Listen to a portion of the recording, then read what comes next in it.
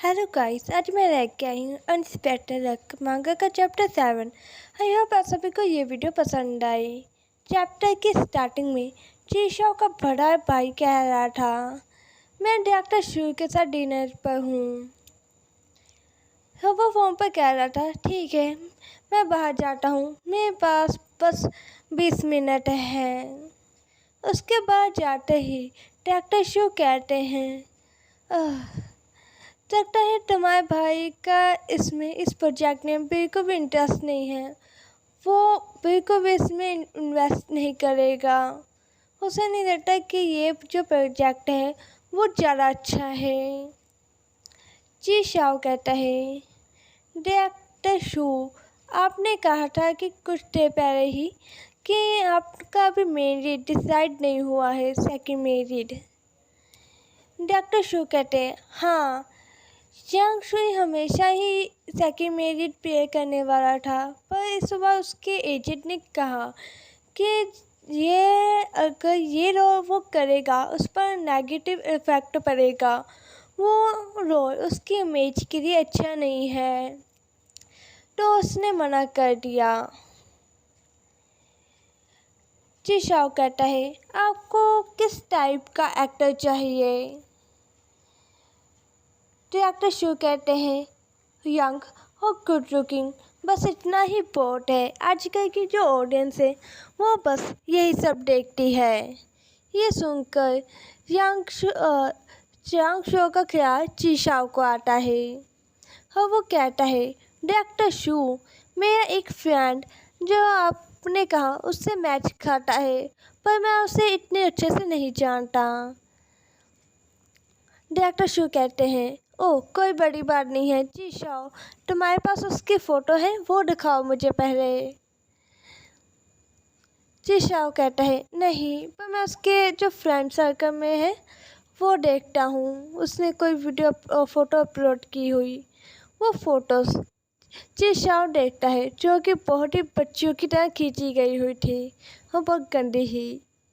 उसने जो पोस्ट की हुई थी वो फ़ोटोज़ को देखकर जी शाओ गुस्से से पे मन में कहता है, ये क्या हमेशा ही ऐसे स्टूपिड फोटोज़ को खींचता है? क्या ये बेवकूफ़ है? और वो जो उसके ग्रुप में फ़ोटो आई थी यांगशुओ की, वो निकालता है। उस फ़ोटो को देखकर वो अपने मन में कहते हैं, आखिर चांगलू ने इसे कैसे मनाया होगा इस फ़ोटो के लिए। हाँ वो दिखाता है, कहता है ये। डॉक्टर शो कहते हैं, ये नहीं, ये जो एक्टर है चैंग गी ने कहा है इसे रहने से मना किया है, तो मैं ऐसे नहीं रह सकता। जिशाओ कहते हैं, कोई बड़ी बात नहीं है, आप पहले दूसरों को देख लीजिए, उसके बाद मुझे बता देना। अगर कोई भी बड़ी बात हुई तो मैं हैंडल कर लूँगा। डॉक्टर शू कहते हैं, वह तुम पहले मुझे इसका जो पुराना वर्क है वो सेंड कर दो। जी शाओ कहता है, पहले मैं इससे पूछता हूँ। हाँ वो यांगशो का मैसेज करता है कि तुम्हारे पास कोई पुराने काम के कोई वीडियो है वर्क का। उसका मैसेज के पास नहीं जाता। ये देखकर जी शाओ कहता है, आखिर बात क्या है? क्या मैंने इसके जो फ्रेंड सर्कल को ज्वाइन नहीं किया था अभी? आखिर गड़बड़ क्या है? और वो दोबारा से मैसेज करता है, पर वो भी नहीं चाहता। ये देख चीशा पे मन में कहता है गुस्से से, इसने मुझे ब्लॉक कर दिया क्या? 18 लोगों ने मुझे कोशिश की थी ब्लॉक करने की, पर उन्होंने नहीं किया था। पर इसने इस जो कि अभी एक्टर बना भी नहीं है, उसने मुझे ब्लॉक कर दिया।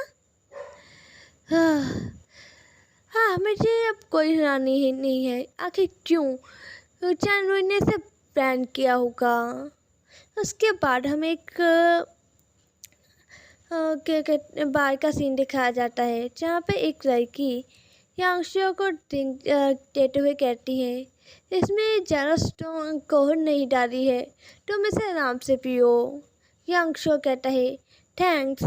मैंने सोचा नहीं था कि आपको याद होगा कि मुझे अल्कोहल से एलर्जी है।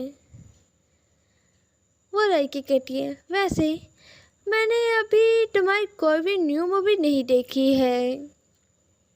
यांगशो कहता है, भूल जाइए, मैंने किसी को ऑफेंड कर दिया है और उसने एक साल हो गया है उसने मुझे बैन किया हुआ है।